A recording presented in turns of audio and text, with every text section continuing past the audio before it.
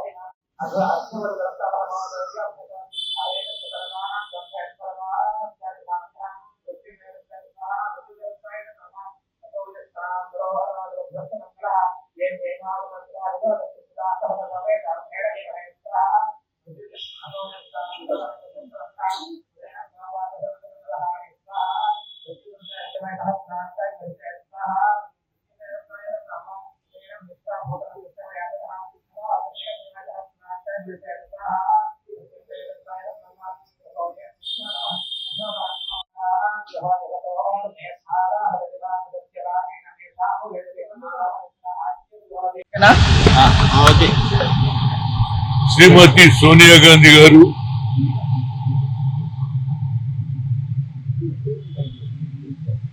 ఆరోగ్యం బాగలేక హాస్పిటల్లో జాయిన్ కావడం జరిగింది.